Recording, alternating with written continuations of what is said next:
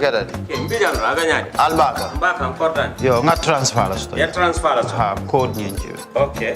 Korsa. Nsila ID soto. Sa soto. Sorry. I get it. Mbijan bro. Albaka. Mbaka. Bara alla service o tariaka. Mbare ki janna nun kunu bara tariaka.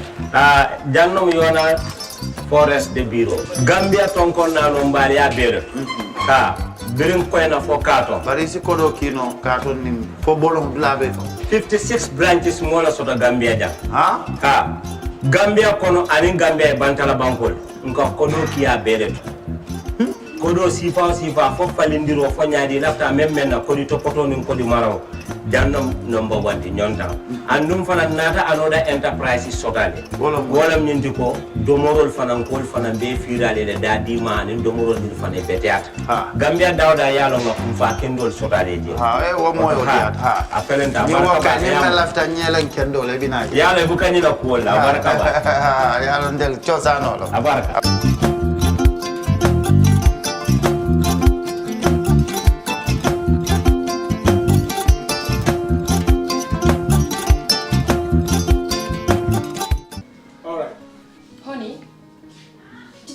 Him that the last time he sent the money, it was not enough to buy all the provisions. Oh, sorry, I forgot to tell him. Are you guys talking about money transfer to buy provisions? Yes. But don't you know about Baluwo? Baluwo? What is Baluwo? Baluwo is a service that your son can use to send provisions directly to you guys from the shop. And you don't have to worry about the exchange rate. Tell me how Baluwo works. It's very simple. Just log on to baluwo.com and shop, or download the app on your phone. You can shop on the website or using the app to buy online basic products for your family and friends. With Baluwo, you decide what your money is spent on. Your money, your choice. Buy online products for your family and friends in the Gambia, Senegal, Nigeria or Mali. Baluwo, better than sending money. For the first time in the history of the Gambia, Gambia Printing Publishing Corporation proudly introduces the Biliomatic exercise book printing machine. The machine has the capacity to print more than 20,000 books per hour. Yes, 20,000 books per hour. It also prints magazines, newspapers, calendars, flyers, normal books and all kinds of printed documents plus items at affordable prices. With the Biliomatic printing machine, GPPC can now render high-quality and non-size restricted printing service supply across the sub-region. Rush now and partner with GPPC for all your public and private printing service needs. Print with us today and you'd be offered highly professional, reliable and efficient service delivery by our team of experts. The Gambia Printing and Publishing Corporation is here to meet all demands and is reliable at all times. For more info, contact us on 437-4493 or 437-4402. GPPC is Gambian and it's yours. Gambia Social Registry Household Data Collection Exercise. The government of the Gambia, with support from World Bank, is developing a social registry as part of its move towards an integrated social protection system in the country. Gambia Social Registry will serve as a single entry point for the various social protection programs in the Gambia and will be hosted by the National Social Protection Secretariat at the Office of the Vice President. The social registry shall comprise households' demographic and socio-economic data. This information will guide future social protection program interventions in the Gambia and facilitate rapid identification of beneficiaries for programs. It will have the capability to be linked to other databases when these databases become automated. The enumeration teams from Gambia Bureau of Statistics, GBOS, will visit, interview and register every household in your community, so don't be left out. However, inclusion in the registry does not automatically qualify one for a particular social program. Social Registry has taken consideration of the key principles for personal data protection. Therefore, your data shall be confidential and protected. In view of this, we call on all and sundry to register their households with enumerators from GBOS. This message is brought to you by the Department of Information Services under the Ministry of Information.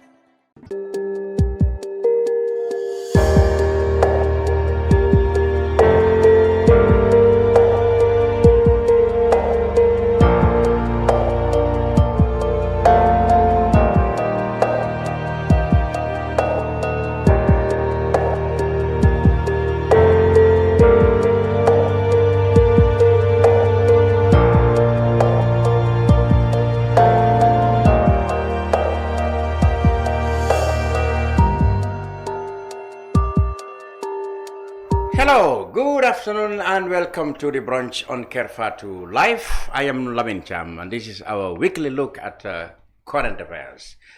This week I have an abridged version and I will be talking mainly about one topic, and that is the Gambia Armed Forces.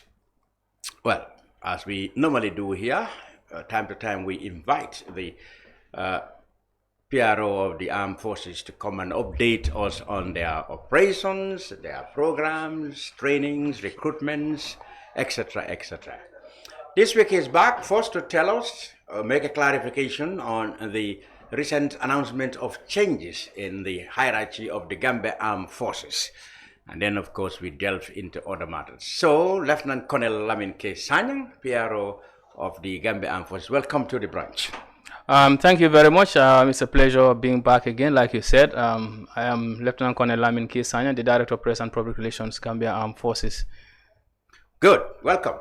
Now, let's start with what everybody's been talking about. 2 days ago, news broke and was reported in different ways before, of course, the clarification came from first the defense and then the Gambia government spokesman, to say that yes, there actually have been changes in the military hierarchy.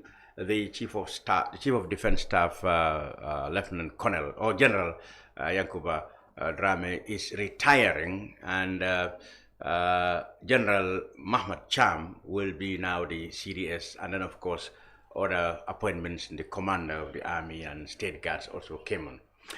Okay, let's begin by you clarifying what exactly has happened.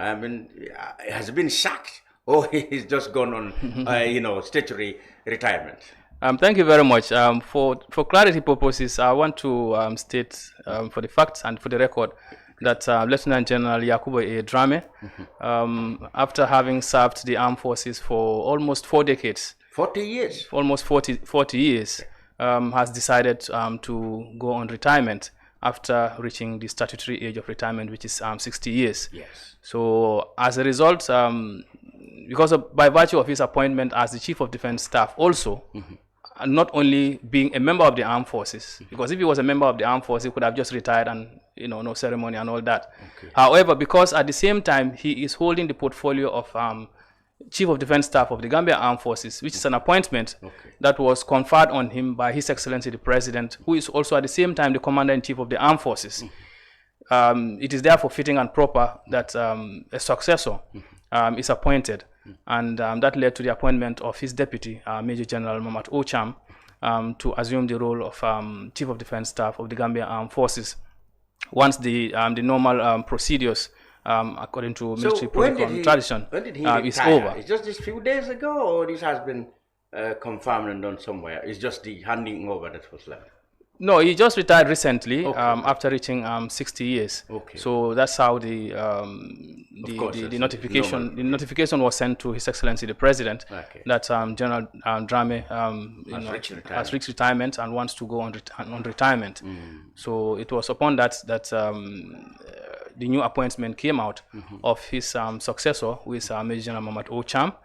However, in addition to appointing General Cham, other changes have also been effected at the level of the services, namely the Gambian National Army Headquarters, because now that the Deputy Chief of Defense Staff moving to the position of Chief of Defense Staff, and that portfolio also becomes vacant. So as a result, then the Commander of the National Army, who is Brigadier General Usman Gomez, is appointed to take the position of General Cham as the Deputy Chief of Defense Staff.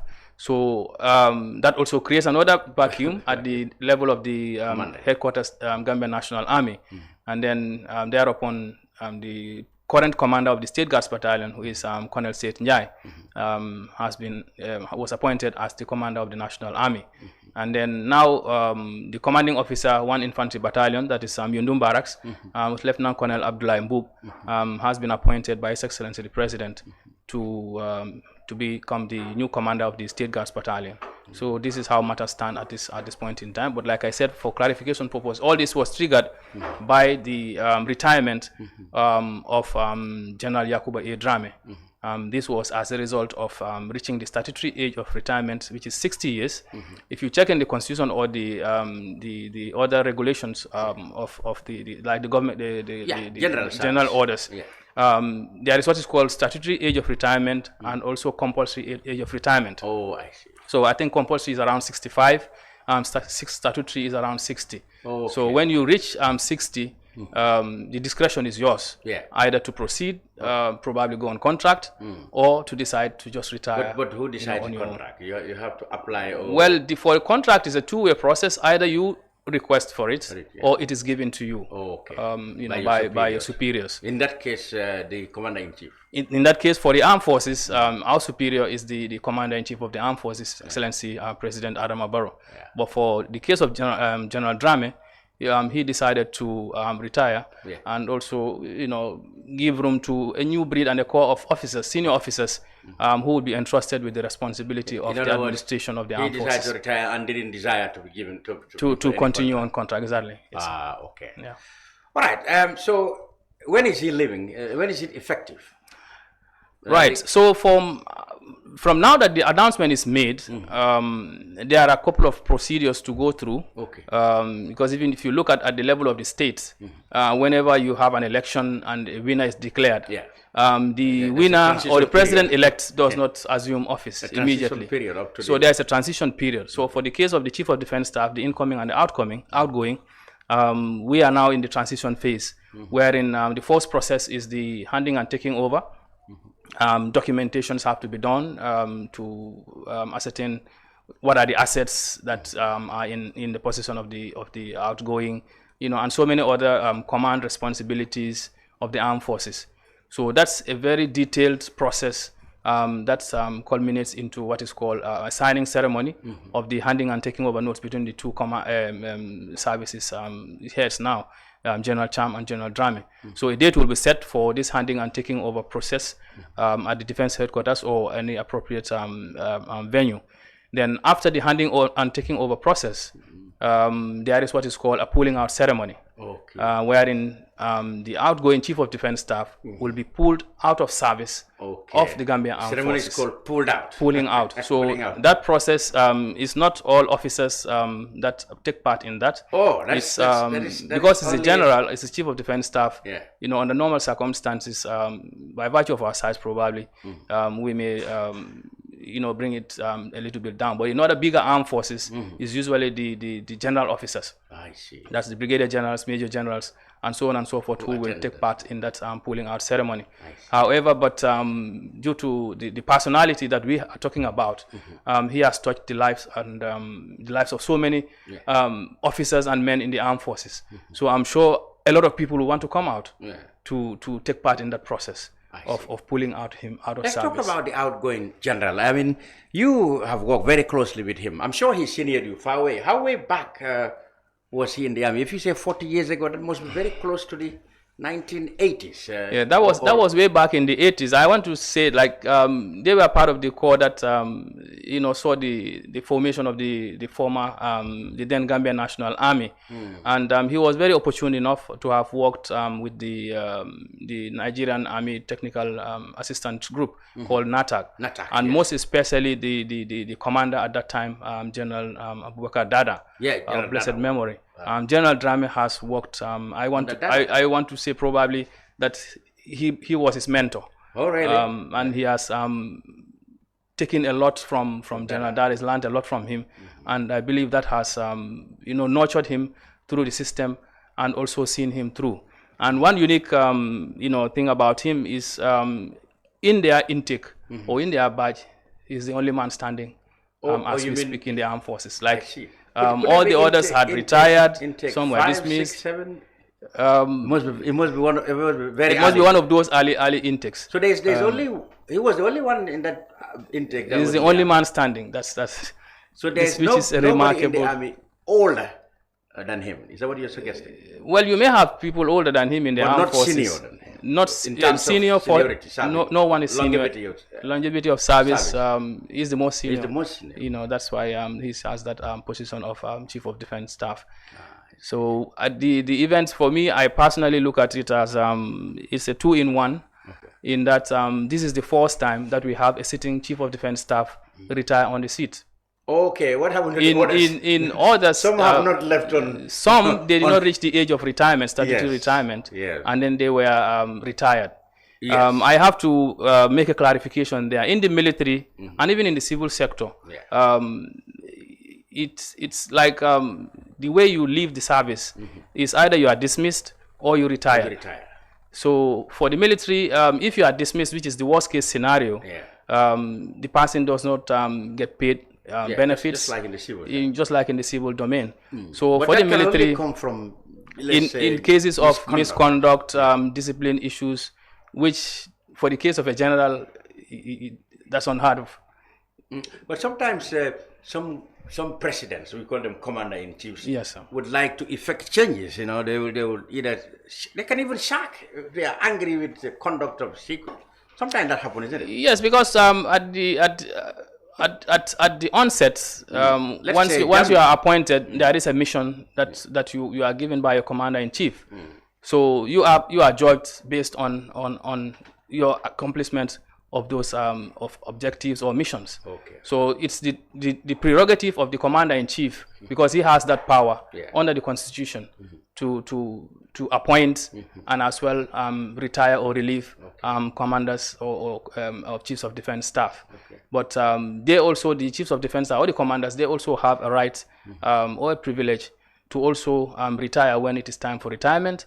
And also sometimes when you serve a couple of number of years, according to your terms and conditions of service, the terms allow you to retire voluntarily. When you look at the armed forces since 2016 to date, we have had those, in fact, since inception, we have had people retiring voluntarily after having met the terms and conditions of service, which is like a contract that is binding all of us. But, you know, that same terms and conditions of service gives you the privilege to continue your service until statutory age of retirement or compulsory age of retirement. So it doesn't necessarily mean somebody can still be 60 or 62 years and still continue to serve, but that has to do with the contract, isn't it? Yes, that's like contract. Even in the civil sector, I believe the retirement age is the same, that is 60, but you have the option of going for contract, or you just, you know, just hang your boots and say, well, I've done enough for my country. I want to look somewhere else. Let's look at the incoming CDS, Cham. So you must have known him very well. I mean, I know, of course, he was actually away from the armed forces since 94 up to a long time, huh?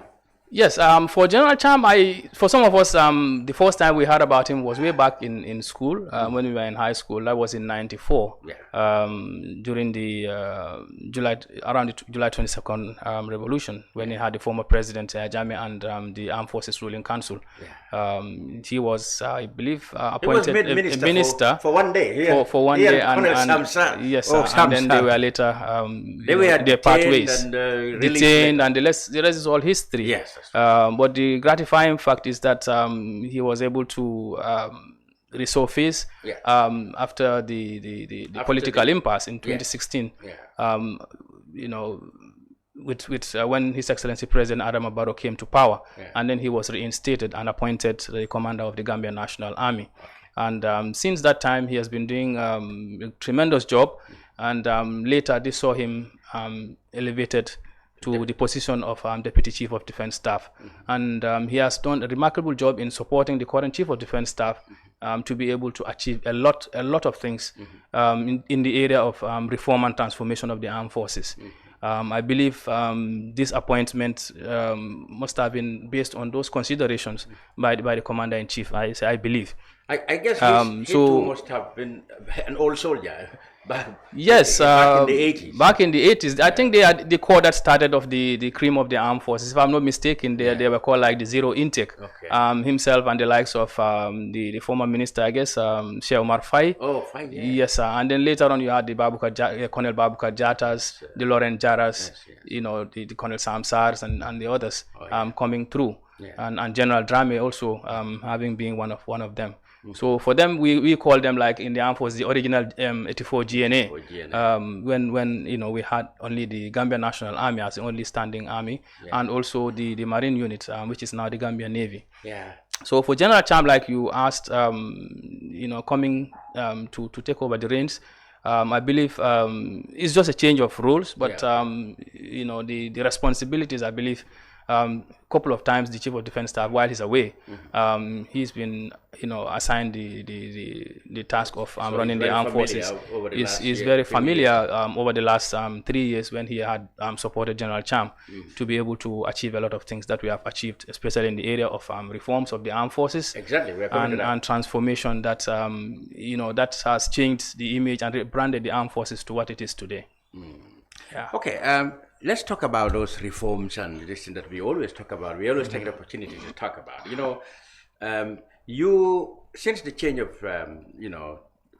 system from 2017 to 2017 to now, the army has really been projected in a very, very acceptable manner. Even General Drame's departure, he won a lot of admiration online. I've seen there because of the reforms and the things that they get. I mean, the army then and now, in terms of image and reputation, it has really changed. It's a stark departure, and that is thanks to the leadership of the Chiefs of Defense Staff that we've had since 2016 to date. General Kinte, started the process. General Drame came and even sustained that, and even took it to a much higher level. And I could recall, like you said, I had worked with him. That is true. I have had 2 stints with him. I think probably among his military assistants, I have served longest there. So I've been very close observer of things, and also being part of most of the the decisions that has to do with public relations, image making of the armed forces. Because from the onset, what we did was to carve out a communication strategy that will get us closer to the public. Because in the past we realized, we were kind of like a bit distant. So what the Chief of Defense Staff started off with in 2020 was to meet with the whole High Command of the Armed Forces. That is to articulate his vision and also how he wants to run the armed forces. And one policy or attribute that I can always attest to is his consultative style of leadership. General Dame will never ever take a decision without consulting, even if it is going to be one person, even me or like his military assistant. He would ask. He would always seek your opinion before he goes about taking any decision. So it can be extended to even like getting all the directors, to decide on a particular issue. Or sometimes it could be for their information also, so that they get informed as to what is going on. Then, because sometimes you get interaction with the soldiers or even members of the public who are not kind of aware of what is happening in the armed forces. So his consultative style and taking along everybody, he uses that phrase always. Hey, I want to carry along everybody, and that has paid off dividend in that we are always at par as to when it comes to information as to what is happening in the armed forces. So reaching out to the public also, we had as part of our communication strategy was to go out, because we could have sat in and then invited most of the stakeholders in. However, with his style, he said, no, we go out to them. So after meeting the High Command, articulated his vision of an open door policy to the public. He first went on a courtesy call to all his sister services colleagues. From the Inspector General of Police, the late IGP of Police, Alhaji Mahmoud Job, may his soul rest in peace, and also the other services chiefs from the chief, the Director General of Immigration Services, Prisons, Fire Services, Gambia Revenue Authority.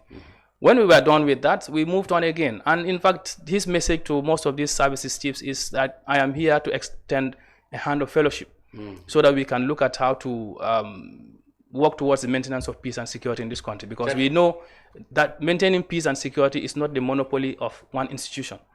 Because when you look at our constitutional mandates, which are different, however, they are complementary in nature. where our mandate stops, probably that's where the mandate of the Gambia Police Force, commences. Yeah. So where they stop, so we are all interlinked one way or the other.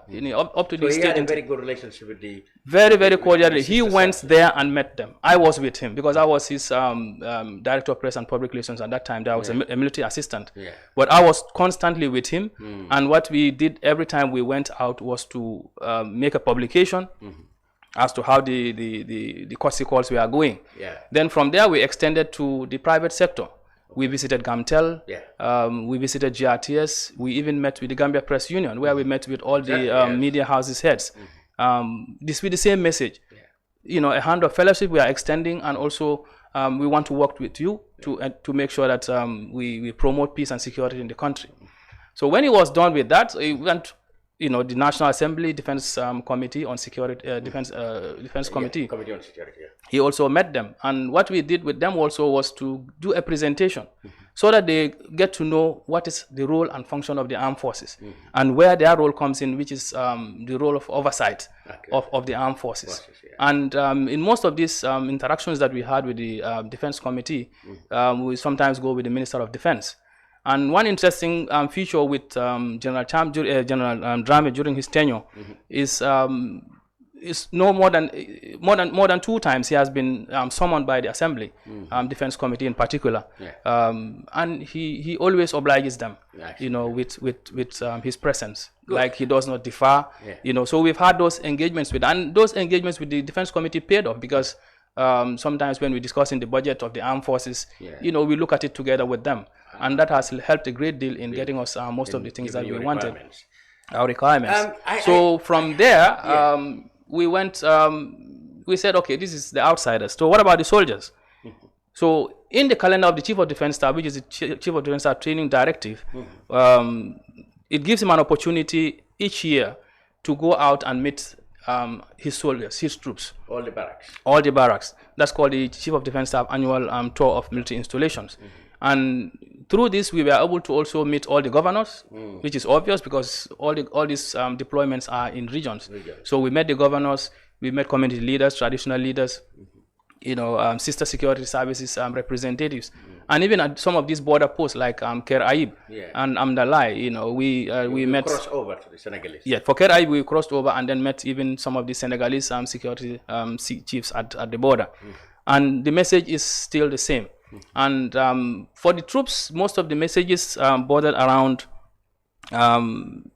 making sure that members of the armed forces do not get themselves involved in partisan politics. Yeah, I was going to that. He made it very clear. That he did not hide. He did not mince his words. He told them, if we want to maintain our sanctity, our professionalism as an armed forces, politics is a no-go for us. How far has that been successful? So because that has been very successful because the thing there is we're not telling you to go out of politics like you don't participate at all. Okay. However, let me come in there. Yes, sir. In the past, you see soldiers, of course, on the Jamme, wearing APRC flags, drumming and dancing with APRC supporters, cooking for them. What they only stop at maybe addressing political rallies, but they are virtually like any other militant. Yes. So that has generally been eliminated. I want to use one classical example just to bring that to show that we taking some steps. There was an event at Westfield. I guess Fajara Barracks came there to help KMC clean the streets around Westfield. Somebody was passing and had some, I think, T-shirts, but they were not political. They had the photo of President Adama Barrow with President Macky Sall, and it had to do with the opening of the Senegambia Bridge.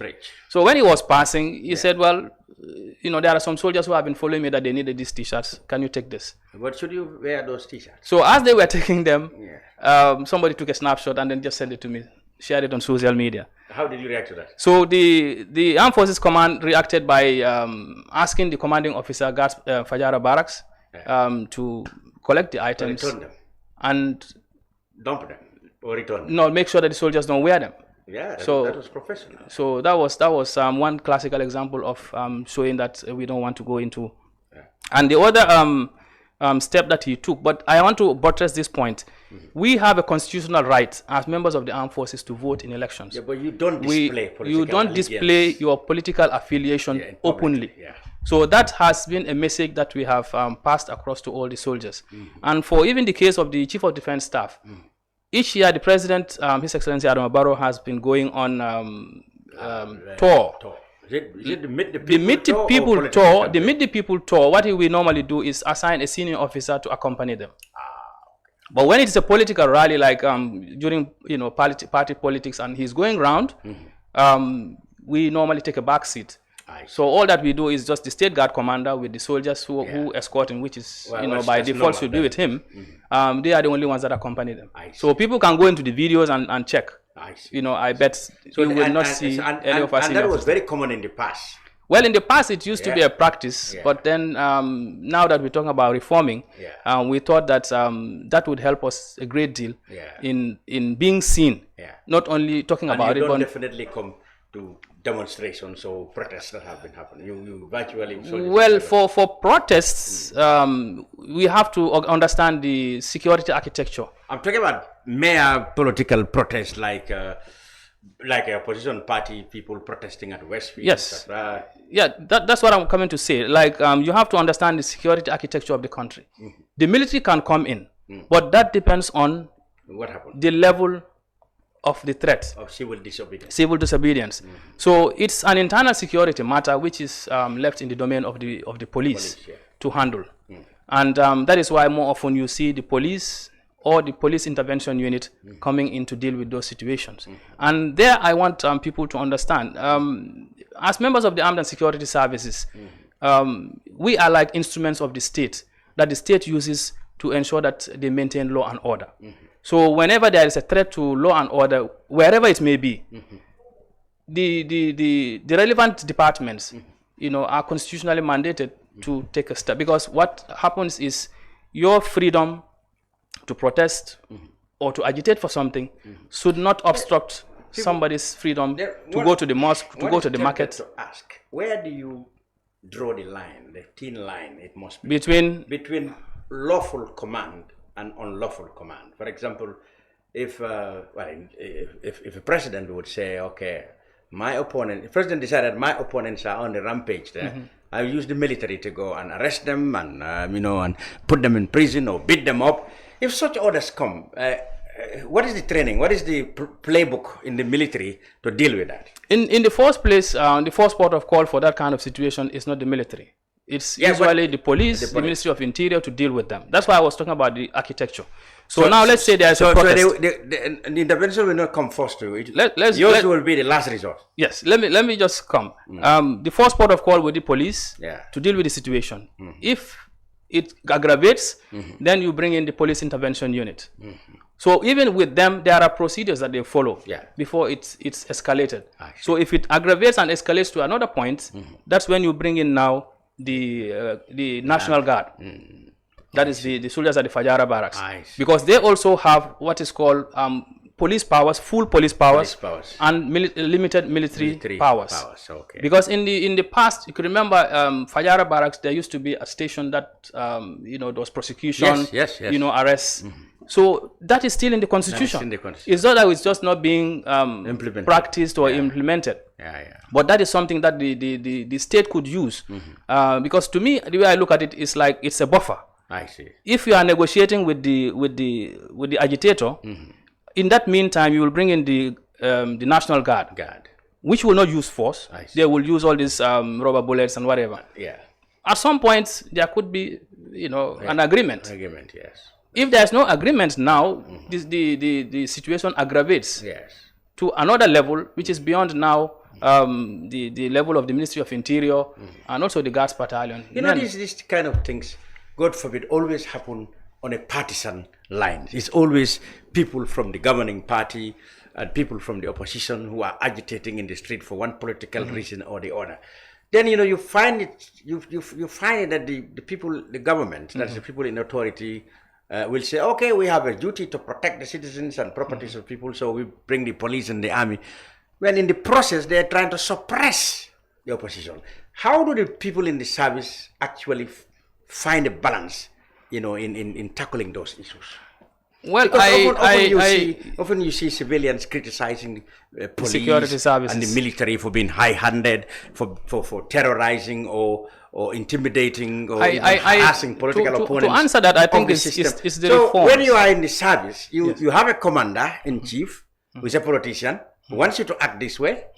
And I mean, you said, no, my mandate is to protect everybody and not to find out who is wrong or not. I cannot go and indiscriminately catch people just because they are protesting. Well, that was how do you go about that? Because there must be some training and some manual you use in that. Well, that's where the reforms come in.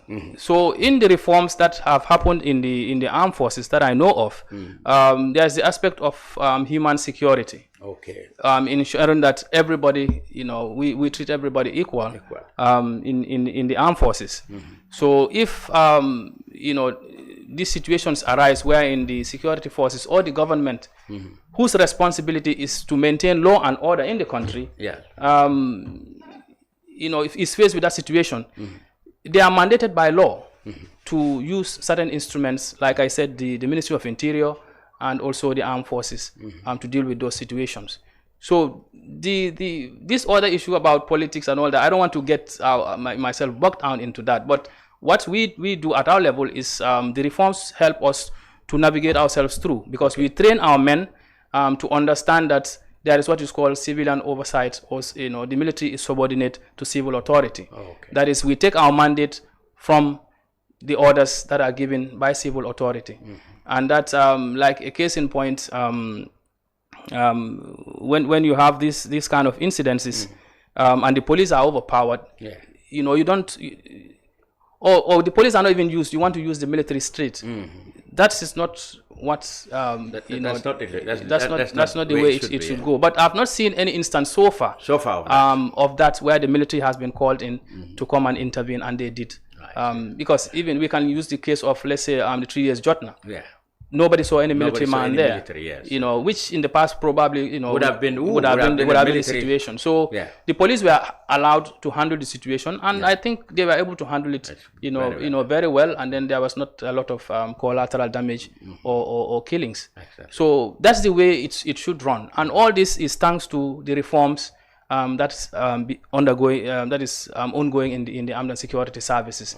For the services to understand that this is your limit, this is your mandate, this is what you can do, this is what you can't do. So you talk about the police. At what point do the police themselves may require the army's involvement? For example, it's when usually when the shooting happened in Sukuta traffic light, I mean, three police officers were shot, two fatally. That was a serious thing. I mean, one would have thought the army would have. Of course, you were there. We deployed once it happened, because Sukuta traffic light is within the jurisdiction of 1 infantry battalion, that's Yundum. So immediately it happened. Our intelligence picked it up. The commanding officer was instructed by the high command of the armed forces to deploy. Or to check what the situation is. So immediately we deployed what is called a patrol team to go there to find out what actually happened. So it's like a kind of a forced response to determine what actually happened, and they did go and do their work and find out. Then you finally find that the threat was actually this was it was not, you cannot say control, because the guy was on the run at the time, and he was armed, which is dangerous. So the public had to be, I think the police came out later with a press release the public that the guy is armed and that they should be careful when approaching somebody looking suspicious. But thank God they have been able to apprehend the alleged suspect. And I don't want to go further because I think the process has started for investigations. Not to prejudice. Let's focus on these reforms and stuff. Let's see now. Last time you were really working on deploying what you call the RF, Quick Reaction Force or whatever, to the Central African Republic. You were training, you had people sent to Turkey and trained, and then you were looking for money to get equipment. And I think the parliament and government promised money. How far is that? Have you got the money and equipment now? Yes, the process is well, let me put it in context. In 2019, the Gambia pledged to deploy a quick reaction force, and this was as a result of recommendation by the United Nations. So we did an assessment the UN came, we did it virtually. They did an assessment of the armed forces to see how prepared and capable we were. And that assessment went well, and that the United Nations approved that yes, the Gambia Armed Forces has the capability to deploy a quick reaction force in a United Nations mission. However, at that time, what we had were soft-skinned vehicles, which we had in stock, which were used for the exercise. But what was left out and lacking was the critical enablers, which is the armored personnel carriers. Armored personnel carriers are like vehicles that are used in war. They provide the highest level of protection against ballistics and explosives for soldiers. So those are the equipment that we need. So what the armed forces did was to collaborate with the Ministry of Defense to do a cabinet paper. The cabinet paper was done and it was submitted to cabinet, which approved it. And that we had engagements with a Turkish company in the defense industry called Katmajila to get us those armored personnel carriers. And we are still engaging the Turkish authorities on that. But you got the money now. The government, yes, they gave the money. That was done, and thanks also to the National Assembly Defense Committee, which played a critical role in doing that, and also even ratifying, some of those things helped in getting the money to Turkey. So that process is ongoing, and last week, I guess, or 2 weeks ago, we took delivery of some donated items from the Republic of Turkey, of non-lethal military equipment, and also 2 armored personnel carriers, the Cobra type. That was also delivered. But this is like an annual thing, because the year before that, last year, I guess, we also took delivery of another set of 2 APCs, armored personnel carriers from Turkey, with some other assorted items. So in the area of peacekeeping, I can say a great deal is being done. And also we had another engagement with Bangladesh to co-deploy. For the issue of co-deployment, this is kind of, let's say, a new thing. In that countries usually in the past normally deploy on their own with their own assets. However, this time around we wanted to co-deploy with the Republic of Bangladesh. In UN missions? In a UN mission, yes. So the process had also started in the past. What would that entail? They will be helping, or you will be? Well, it depends. It depends on the. We will have to go into some kind of arrangement or agreement as to who provides what in that, and who. I think their chief the command also. The chief of defense staff also came over to the Gambia.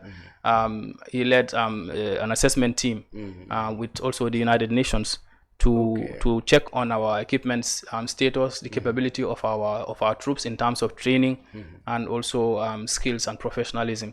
And that was also successful. They went home very happy. So from there, a report was done, and then the process is still ongoing with the United Nations. And we hope in the not too distant future that will also bear fruit. So we'll have the QRF and also provide this co-deployment with Bangladesh. How about the relations with ECOMIC? Mr. Drame, outgoing CDS did very well in terms of raising awareness and forging relationship with the West African Intervention Force. How are relations, and how hopeful are you that the 2 units will still operate until when they go? Because we understand, well, it's been said that they probably Gambia should be prepared for their departure.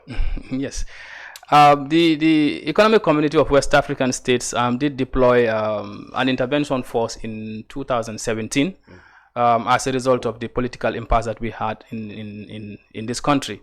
The intervention is also part of the ECOWAS early warning structure, whereby whenever they detect or see potentials for conflict, this intervention force is put in place to diffuse that tension. So that's how this, it was a decision that was taken at the level of ECOWAS heads of state and government to deploy the intervention, and they gave them clear-cut mandate. That's the protection of the president and the government, and also to ensure that the mandate of the Gambian people that was declared in 2016 is upheld. and then other functions were also put in place. So the mission has been in this country, and usually in that kind of situation, we have what is called liaison officers that serve the role of liaising between the two forces. And anytime there is a new force commander comes in, pays courtesy call on the chief of defense staff, and also most of our deployments.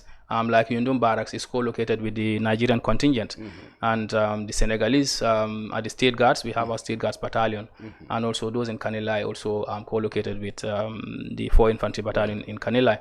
The Ghanaian contingent is here in SO, also co-located close to, let's say, Njongon. So all these units are working, very closely in the area of conducting patrols to build confidence and also reassure the population of their security and safety at all times. So the relationship between the two forces, like you said, has been very cordial, thanks to the leadership of General Drame. In most of these chief of defense staff tour that he embarks on, he does not leave them behind. In fact, the first unit that he visits when he leaves Banjul is the Ghanaian contingent in SO. And the treatment and the courtesies are all given to him as he deserves. And also when we're coming back, we pass through Kanilai, where he meets the Senegalese troops also, and also the Nigerians in Yundum. So that has gone a long way in building the relationship. But by and large, when you look at most of this contingent, most of our officers, some have trained in Nigeria, some have trained in Ghana. For the Senegalese, we are brothers. And besides that, even in the mission area, we have met a couple of them.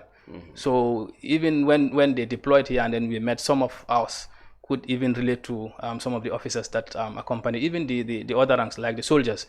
They could relate to some of the Senegalese, the Nigerians, and the Ghanaians as a result of deployments that they had, in one country or the other. So the relationship has been very amicable, so far. And I want to appeal to the Gambian people to understand that these missions, they come to an end. One day, somehow. And going by what we've seen so far, I think we're getting pretty much closer to the end of probably. I mentioned the cordial relationship because in other countries or instances you see there's resentment between the forces and forces. But he's been able to manage that in such a way that. There has not been any. Because I have not known any incident. Because it serves all our interests to ensure that we have a very cordial relationship. When you look at it, the mandates are even not the same. It's not like they are doing our job and then we feel like, okay, you should not do my job. I just can say probably we're complementing each other, each other's roles, and even the ECOWAS mission. Is contributing also towards the training of our personnel. We recently had a training of some of our staff officers by the contingent. I believe that is also part of the reforms of the armed forces, in that they will conduct some training for our officers. And currently we have what is called a pre-junior division course that is ongoing at the Gambia Armed Forces Training School.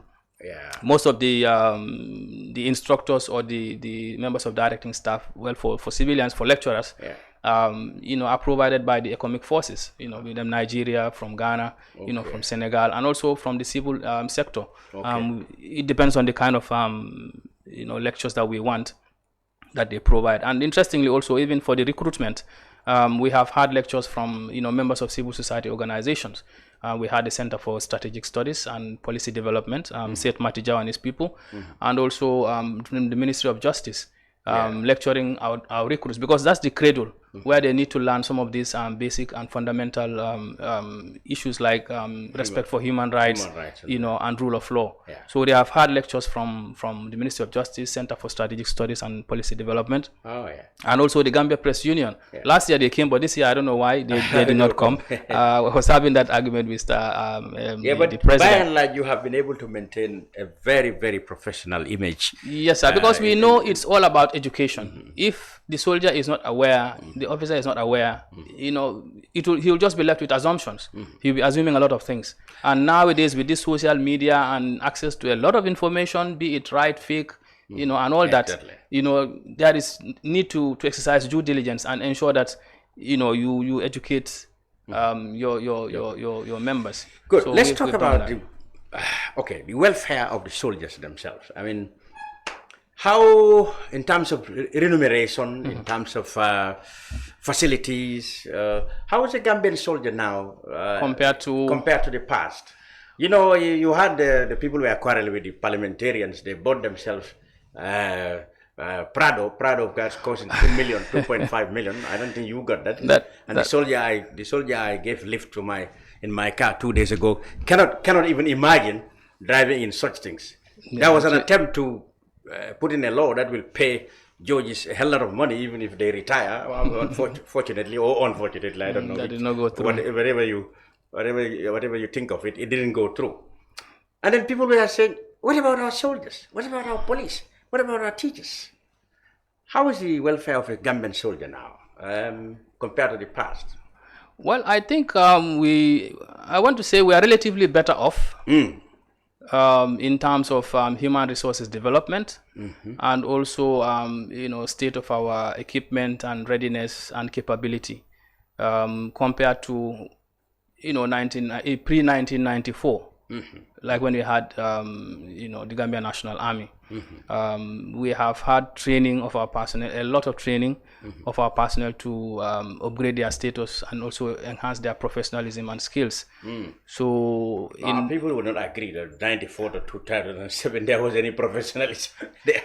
I mean, well, if you look at even what they're talking about pre-2016, I don't want to justify what happened. Okay, but the number of GAF personnel who were involved in those atrocities, I think it's about 25. I'm not too okay with the number. No, not just the atrocities, but the general conduct of soldiers.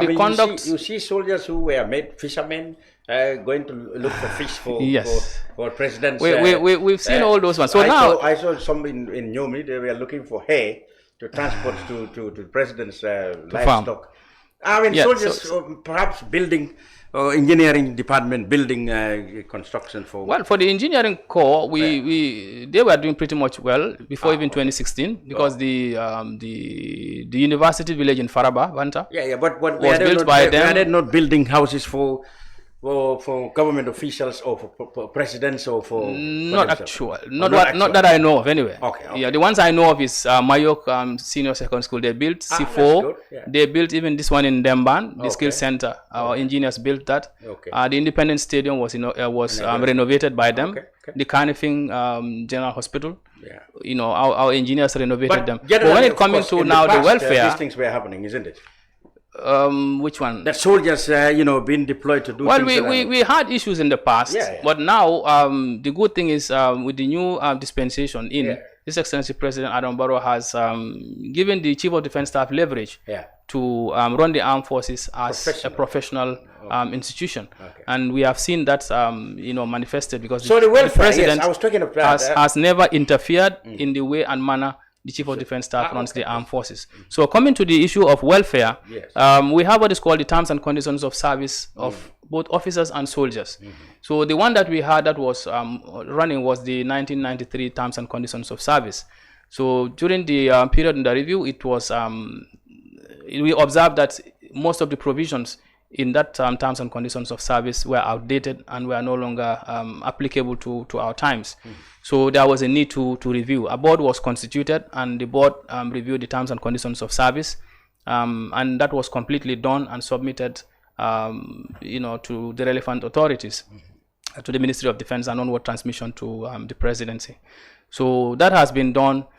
With that, we have looked at the allowances, pay and allowances of soldiers and officers, so that serving in the military would become more rewarding, and then you'll be able to get the best of the best in the society, because that motivation has to be there, to motivate and Gambian sons and daughters to come to serve their country in uniform, because that's the ultimate sacrifice anyone can make to your country.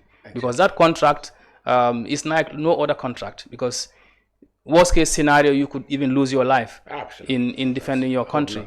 So, the terms and conditions have to be made in such a way that they become as attractive as possible. Okay. So that we'll be able to maintain and we may not have attract details, people. but generally they're better. So that has been done, and we're just waiting for approval for that to be done. Okay. And in the area of capacity building also, like I said, we have had a lot of training of our personnel both in civil and military institutions.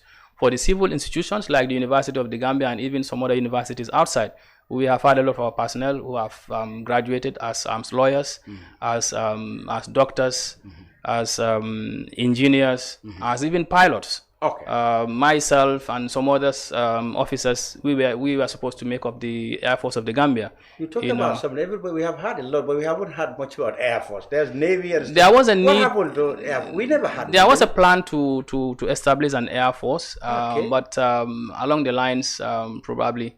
So it's still ongoing. There's still no Gambia have never got an Air Force. Because I think it has to do with the costs. To maintain an Air Force is quite substantial. But for 40 years now, we couldn't afford an Air Force. Well, I think the decision we made at the right time about that, because when it comes to personnel... How is it more expensive than Navy? Well, the Air Force is expensive. I mean, Air Force would be more expensive than Navy. Well, it depends. It depends. The platforms, well, they are both expensive, but then you need in security. I don't think cost should be more of a driving factor. Somebody say, okay, we may probably don't have up to standard Navy boats for the Army yet, let alone to afford aircraft. We had some Navy platforms which have now aged. Okay. And then there's a need to replace most of them. Okay. Like I said, but it takes a lot of money and funding for that. What would it take to establish an Air Force? First, do we need an airfield, not the Yundum Airport? You should have an airfield of your own. No, usually we could be co-located with the airport. There's a lot of space there. Yes. That's we could. Yeah. In the past, I think during the Cham era, we had a jet that was around. Yes. When we were newly inducted in. You were meant to be a pilot. Yes, sir. Yes, sir. And we have some who went ahead. Do you have some like the current rudimentary training? The newly appointed State Guard commander and the ADC to His Excellency President Adam Barrow, Last Colonel Drame and Lieutenant Colonel Mbub. Oh. They were flying when we were in the US. So now they were flying with the Cessna. With them now. Well positioned. We probably they will push the idea. Well, things did not just work out, but they were supposed to go back to become flight instructors. Okay. So that plan was there, but then later, one thing led to the other, and the project did not continue. Well, they are now better placed now to pursue if they want to go back, it means they have to at least encourage others to go. To encourage others, but we have some younger ones who were into aviation. They were in Taiwan, in China, and also in Turkey. Okay. So those people could be brought up at least to put up something. Even if we don't have an Air Force, we can have an Army aviation unit. Exactly. That could be used for surveillance, and stuff like that. And also search and rescue missions. You had missions. some rudimentary training in Nigeria, was it? We were in the Ukraine and also had training also in the US. Oh yeah. In aviation, yes. So you can fly a plane. I'm into the electronics bit myself. With another electronics, yeah. Okay. Yes, sir. So by and large, pilots. So we have some even with master's degrees and PhDs, some pursuing, and also in the area of military level training, military courses. At each rank, you have a particular course that you have to do. I was commensurate with your rank. In the past, people used to just get promoted without undergoing such training. So how are you addressing that? I think a couple of years back, we constituted what is called a promotional board.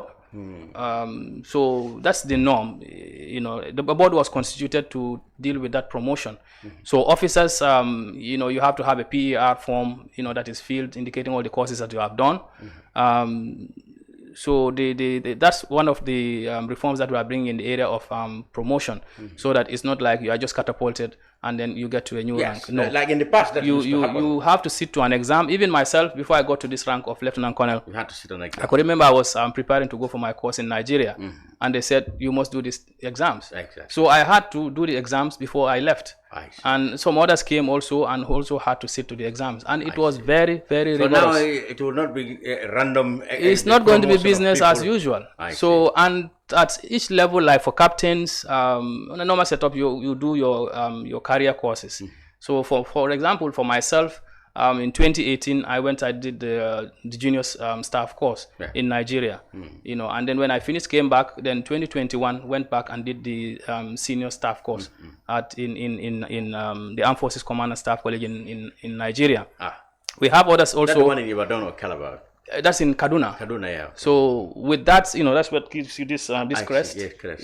So some others also went to the Army War College in Nigeria, and also the Defense College. In Turkey also, we've had officers who have also gone to the war colleges, to their senior staff courses. In China also, we've had courses. Most of these courses from these development partners is as a result of the strategic relations that we have with them. And I want to use this opportunity to thank them most profoundly, from United States of America, United Kingdom, the Republic of Turkey, Nigeria, Ghana, China. The list goes on and on. Nigeria, Turkey, and UK have been around for long.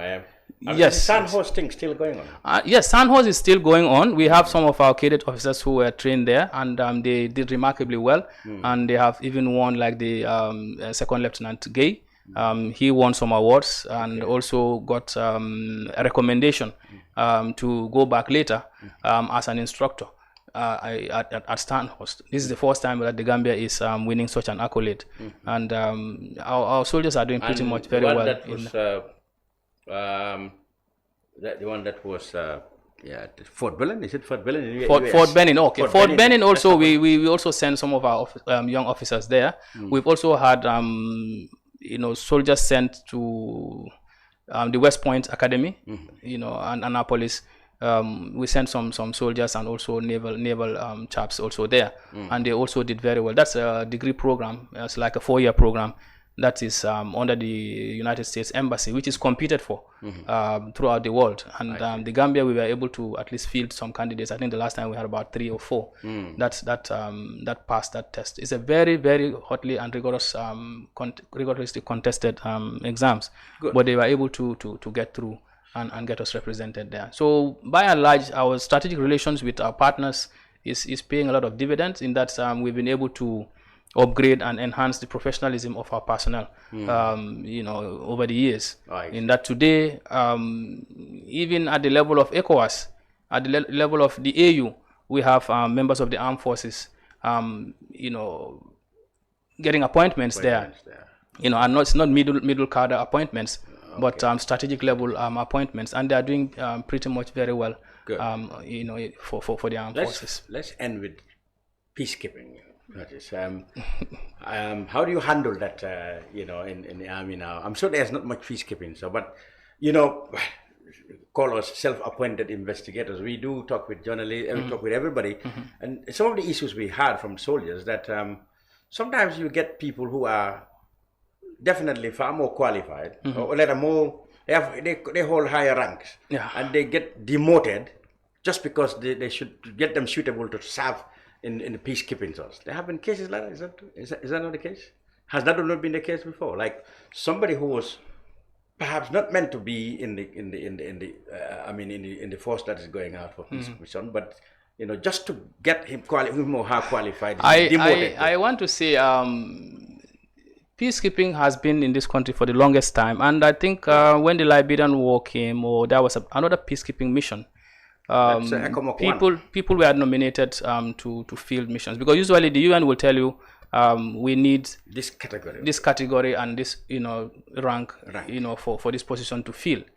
So you have the choice. You have the officers. When people who are above that rank were demoted just to be able to have because it's lucrative, to go on this. Has that not been the case? Well, not actually, not to my knowledge. But what we've done is we usually provide candidates as per the requirements by the United Nations. If they say they need somebody with the rank of a major, those are the people that we provide to go and fill these positions. And so far we've not had any issues with them. So it will be like, okay, if you send somebody who is not up to the rank, it will be visible. From somebody who have the rank already. Yeah, and but then, for example, I'm a major, and they need like to derank yourself. Well, I think it should not be bad. If the worst would have been like you are a lieutenant, they give you the rank of a major to go and do and do work. That would be deception. But if you have passed that rank and then they bring you, it's like you have the training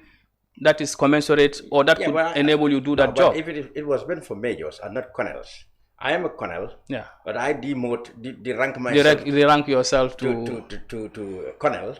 All right. Well, probably it's a major. I mean, if I do that, I take the place of majors who should have been there. That's what is wrong. What would have been wrong with that? But then we had those issues like that. Yes, I don't know how true they are.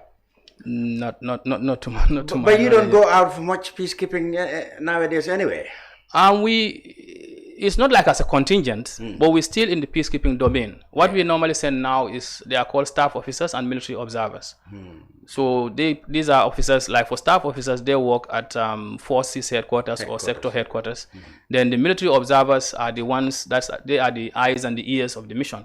They go out on patrols, meet with communities, know their problems, know the security situation in the country, do a report and send it to the headquarters. So the staff officers, they do the administrative and other operational stuff. So we are participating in that endeavor, in that we are getting officers. Like I said, if for example, I went to Mali, my last mission, I went as a staff officer under the training wing.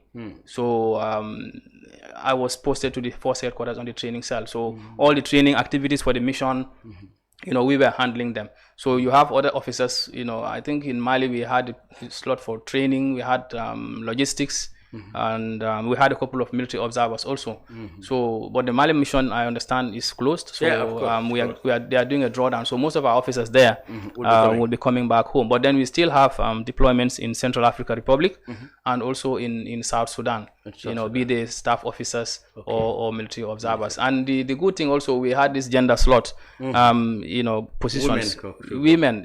So we have a lot of our female officers and soldiers also deploying in mission area, and that's a plus, and showing that the Gambia Armed Forces also recognizes gender mainstreaming in the armed forces. Finally, what are the commander-in-chiefs in ECOWAS saying about Niger, or they put that aside now? Well, for Niger, I think the diplomatic shuttle initiatives are still ongoing. I think that is still on the table. So I think they are making progress in that, because I understand the last time the government or the military junta did bring out a transitional program that they wanted to implement. So I think the negotiations are at that level, and the option of military intervention is waning now. Well, it's still probably, let me say, under the table. It's still on the table. On the table or on the table still now. The authority of heads of state says it's still not out of the table. It's not out of the table. So I think it's better to give the diplomatic initiatives a chance to get through. Nobody wants war. Perhaps you people were praying inside and let them. No, we don't pray for that. But there is Clausewitz said war is a continuation of politics. Through other means, and when it happens, we just go to prevent war. I think that's what we do. But we don't go out to wage war. Absolutely. So wherever there is war, you use the military, the police, to bring back sanity. So I don't think we will pray for that. So the military option, I think, should be the last resort. Good. So I have to thank you, Colonel. Shall I say, give it your right word, because some right rank. Some say Lieutenant Colonel, some say Colonel. What happens in the military? There are some rank categories that are bunched together, and so you for lack of not wanting to call everything. Like when you look at the lieutenant colonels. Yes. So you can have lieutenant colonel. That should be next to colonel, isn't it? Yes, next to colonel. So sometimes just we say colonel. And then when you look at the generals also, you have brigadier general. Yes. Who is a 1-star. Okay. So when you check even their vehicles, you'll see the 1-star there. That tells you he's a brigadier general. Then next you have a major general who has 2-star. I see. And then you have a lieutenant general who is 3-star. 3 stars. And a Then general. you have a general who's 4. I take it there's no many generals. Well, in the Gambia Armed Forces, we have a couple of them. Really? The services chiefs are all generals, and apart from them, you have other couple of generals like the adjutant general, who is a female officer. I see. And yes, and that's the highest. Well, the highest is that of the Chief of Defence Staff, which is no, I mean the rank. I'm not talking about appointment. I'm talking about rank. Yes, the rank. General. The rank of Lieutenant General, that's the Chief of Defence Staff, is the highest. That's the highest. So that's confusion about the rank. Yes. That's right. And appointment. Yes. Okay. In fact, I think there has been. Yeah, that needs to be clarified. They said some have been elevated. Yeah, the General Cham has been elevated to the rank of Chief of Defence Staff. Oh, that's Chief of Defence Staff is an appointment. I see. The rank is Major General, or Lieutenant General. I see. You know, as the case may be. So which one is he now? Cham? He's a Major General now. Major General. Major General. So if I'm writing in the papers tomorrow, I should say Major General Mohammed Cham. Yes, sir.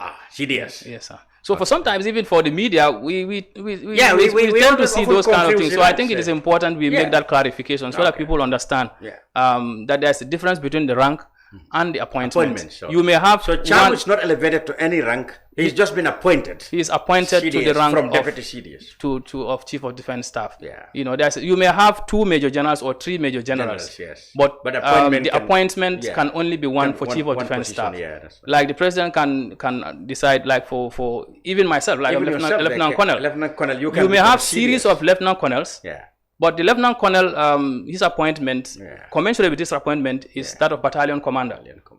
So you can have only one. I see. You may have other Lieutenant Colonels, but only one appointment. So for Chief of Defence Staff, it's also the same. You may have 2 or 3 Lieutenant Generals, but only one becomes the Chief of Defence Staff. You may have 2 or 3 Major Generals, but only one. So when it comes to ranks, there can be many, but when it comes to appointment, that's one position. Is only one position. So I think that clarification needs to be made. But I think with the media, there was this discussion we had with the press union. If we could do some kind of training, whereby we can bring out and clarify most of these things, because people don't tend to understand. When you even say the Gambia Armed Forces, some will tell you the Gambia Army. Yes. Okay. You mentioned here a lot. Gambia National Army, Gambia Armed Forces. The Gambia Armed Forces is like the umbrella. I see. So under the Gambia Armed Forces, even in the Constitution, that is what it says. The Gambia there shall be an Armed Forces of the Gambia. Okay. Which shall be composed of the Army. So when I see the Navy, GAF and GNA, how do GNA is Gambia National Army. What is the difference from Gambia Armed Forces? The Gambia National Army, these are the forces that fight on land. Mm-hmm. Then you have the Gambia Navy. Mm-hmm. These are the forces that fight on sea. Yeah. Then you have the Republican National Guard. These are the forces that are used like for internal police and stuff. Yeah, police and some other internal security duties. Mm-hmm. So above them, you have the Gambia Armed Forces. So if there was an Air Force, that also will be... Usually it should be, in fact, Army, Navy, Air Force. Okay. But for the case of the Gambia, we have the Republican National Guard, or the Gambia National Guard. Mm-hmm. So you have 3 services chiefs. Yeah. Before they now, you have Colonel Seth Njai, then you have General Turo Jaune for Republican National Guard, and Commodore Madani Senghor for the Navy. And then, these 3, their head is the Chief of Defence Staff, who is at the top, who sits at the Defence Headquarters. Yes. So the Chief of Defence Staff is not a service chief per se. Mm-hmm. The overall boss. He is the chief of the services chiefs. Okay. So he exercises command and control of the armed forces through these services chiefs. Let's say now there's a land invasion. Yeah. He would give directives to the commander of the National Army to deploy, because it's a land matter. When it's naval, he would give instructions to the commander of the Gambia Navy to deploy the Navy. Yeah. If there was an Air Force and there was an aerial attack, the Air Force would be asked to lead. So the Republican Guard. If there is an internal security situation, and the police, report that it is beyond them, it has escalated to a point that they cannot contain, there is a formality. Which of this is State Guard under? The State Guard is under the Republican National Guard. So they provide both internal security duties and also protection of the president. So if the police are, they give, indication to the Minister of Interior that the situation is out of their hands, then now the Minister of Interior would report to the president. And then the president will give directives. Okay. For the National Guard or the Army, as the case may be. So the Gambia Armed Forces, that really the umbrella? That's the umbrella, is headed by the Chief of Defense Staff. So when I see vehicles, you will see how many vehicles should I see GAF? GAF would be those that are working at the defense headquarters. I see. Like the Chief of Defense Staff, Deputy Chief of Defense Staff. Chief of Defense Staff is GF1. Yeah. Then Deputy, 2. Then so anybody I see GAF, I know those are the headquarters. Defense headquarters. Then GNA is Gambia National Army. Then you will see GN, that is the Navy. That's GN is the Navy. Yes. Then GRN or GNR. RNG will be Republican National Guard. That is the arms. And then when it comes to even the dress, yes, for the purpose of information or understanding, those that wear the green is the National Army. Like yourself. Yes. Okay. Then you see those that wear blue. Yes. That is the National Guard or the State Guard. State Guards. Then the Navy, they have the black. But them, they are even distinct. They used to be red. What is that? Well, the red, you have the military police. I see. That's right. That's red. Then you have pink, which is the medical corps. Medical corps. I see. So, but the armed forces, bigger ones, you may have, more and more, dress codes. I see. And even we had, before we even stopped that uniform, like the camouflage, the digital type, you have the all green with black dots and all that. That is the National Army.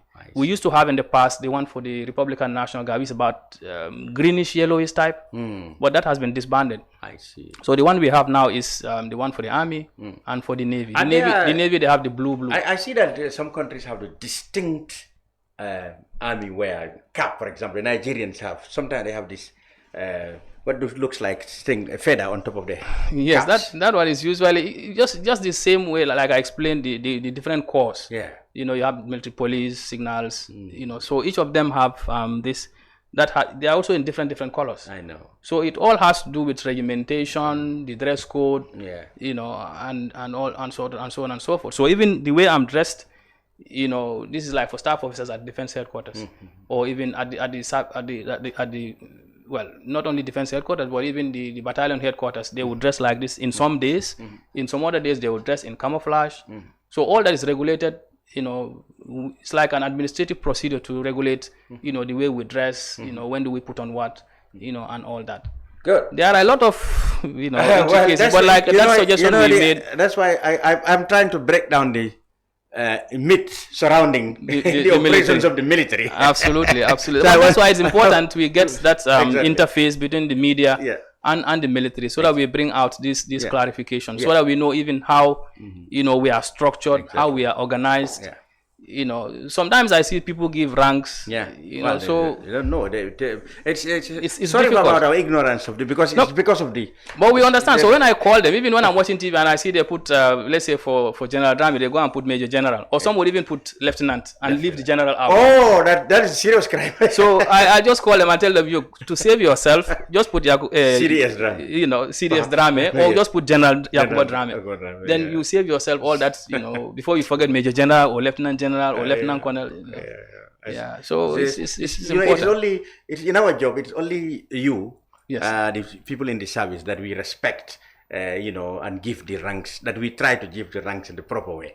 In others, we just say Mr. I can say Mr. President Barrow, I can say Mr. Barrow, I can say the Minister, Mr. Sankare, or that is civil domain. Yeah, that's right. But for us, for you, we have to go all the way to know the ranks. No, it's to not be strict. Even myself, sometimes people will call me by just my normal name, and then they'll be, hey, your rank. I tell them no. No, it wouldn't be. A soldier will not do that. Yes. Because he is trained to call me by my rank. Yes.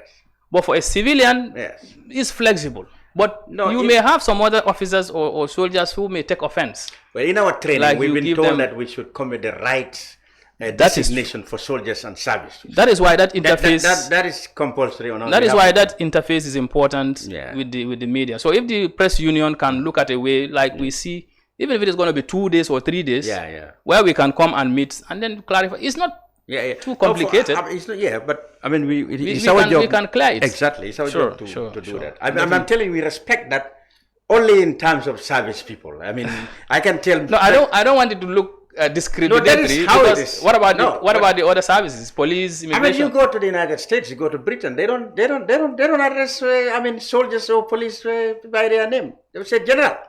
That's the norm. And that's a privilege you guys enjoy. Thank you so much. And I'm much. sure it's well deserved. Thank you, sir. Thank you. Here you can call President Biden, Mr. Biden, Mr. Obama, Mr. Reagan. Yeah, but he is Mr. But you can call, for example, the Chief of Defense Staff or the Chief of Staff in the Army. What was his name? General Schwarzkopf in the Gulf War before. Or Colin Powell. Colin Powell, you have to give them their service rank. Yeah, rank, yeah. All right. So perhaps I should start by saying Lieutenant Colonel Lamin Sanyang, the Director of Communications at the Gambia Armed Forces, thank you very much for coming on the brunch, and we hope to have you all the time, and many more times. The brunch will be back next week. Until then, goodbye. Thank you. Wow. Allah, be feeling it, yeah. Almost 1 hour, Nobody is good. Thank you. Okay.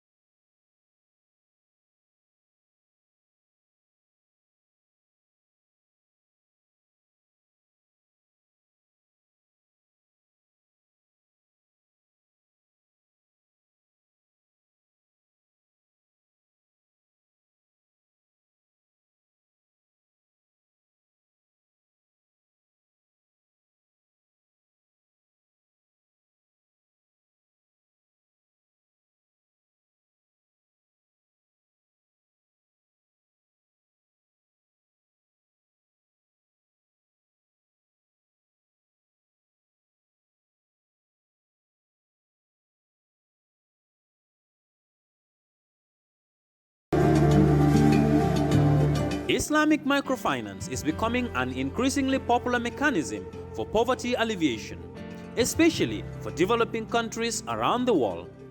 This microfinance service adheres to the principles of Islam as a form of social responsibility. Yona Islamic Microfinance is the Islamic microfinance of choice in the Gambia, trustworthy and reliable. At Yona Islamic Microfinance, we provide savings products, current accounts, financing products in conformity with Islam.